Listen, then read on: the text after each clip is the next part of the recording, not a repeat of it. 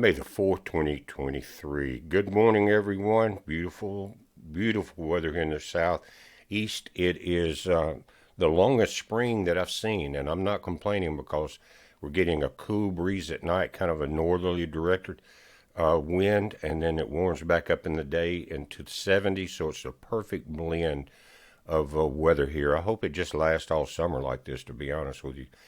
But we know it's the South. What's happening is two more banks are in trouble and then they're going to collapse, possibly today, more than likely by at least tomorrow. Pacific West Bank Corp is a bank holding company. The company, through its subsidiary Pacific West Bank, is focused on providing business banking and treasury management services to small, middle market, and venture-backed businesses.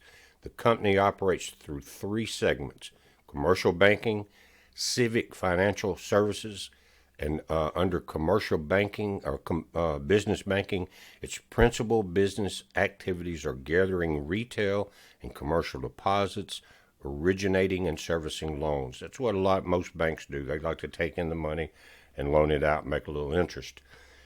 The problem is it closed at 642 yesterday, the bottom number right here. But in overnight trading, it says after hours, it lost another 2.32 points. It was down 35%. Again, the markets will open in about 45 minutes. Maybe this will be up by then.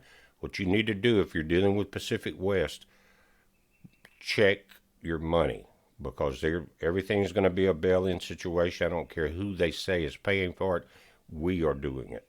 And your deposits are going to do it. More than likely, this will end up with J.P. Morgan, and that 10% of U.S. deposits will rise. It's not just Pacific West. Now, they closed at 1505, but notice just above that, after hours trading, they're down to 917, or 39.7% or 0.7% overnight. What is going on? Well, from what I understand, the Feds have halted raising interest rates right now. They went up 25% or 0.25% in the EU, but here I'm not sure what's doing this. Is it a contagion, or is it they see what's over the horizon? In other words, let's get out while we can. They're saying they're not seeing that many withdrawals, but maybe it's the deposits that are not coming in. Yesterday they had a jobs report that was really overly hyped.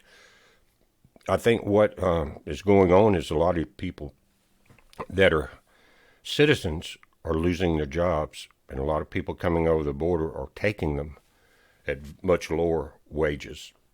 And we're talking about kids also, guys. So as you see the jobs increase, just keep in mind how they're increasing.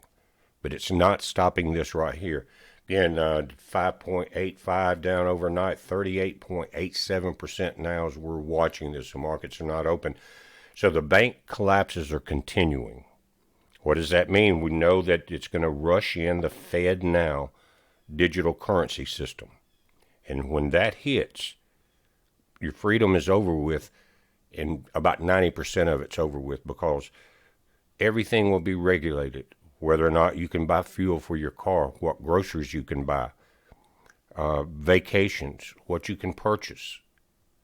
And they can go in and manipulate your money. And your money that you get paid, regardless of what work you do, if it goes directly into the bank, they will control it. Will you get it all? We don't know. Right now they're in trouble economically because they printed way more than they can back up. And they're talking about the debt ceiling not being reached, and what will happen then. That could be part of this banking situation. We're way overextended in the U.S. $6 billion a day just to pay interest on the loans, mainly from China. We can thank the Biden crime family for that. But keep an eye on this today. I'm going to be watching it, guys. There's a couple other things that are happening. But First Horizon, Pacific West, if you're dealing with these banks, you might want to consider getting your hands as much money as you can into your hands. Like we said before, you got to leave some in there for automatic withdrawals. But limit those.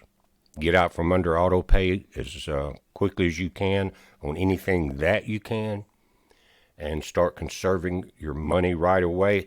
I would suggest also, while there is some economy left, get rid of all your toys that you don't need. Boats, motorcycles, things you're not using, they're sitting there. Get rid of it, turn it into cash, buy food, buy water, and other supplies that you're going to need. If you're not thinking in that mode and you're not prepared, you're really going to be caught off guard here very quickly. We know by July that they want all of this implemented. So we got June, then July. We're here in the beginning of May, and we said, and they said, and we did a video on it here, that beginning in May this would roll out and try to be into full effect by July. They know they're in trouble. They know they're being exposed. The debt ceiling is skyrocketing, and they have to do something. And this is what they're going to do. They're going to shut everything down where they control it. And more than likely, the empire of control will be J.P. Morgan, Jamie Dimon. Not a good scenario in any case, but it is what it is, guys, and we've got to make sure that we're preparing. Get your extra cash into your hands. Turn it into something you and your family can use. Don't hesitate. Again, while there is some economy, when people can buy a few things, and there are people out there now that are looking for deals. They know that folks are getting into trouble. They're looking for deals on automobiles, boats, houses, whatever. So think about that. Start making those plans, and don't hesitate. You're going to be part of that zombie tsunami of chaos when people get hungry. You don't want to be there. You don't want to be in a FEMA food line. We're watching it, guys. You watch it. It's a heads up. Be safe.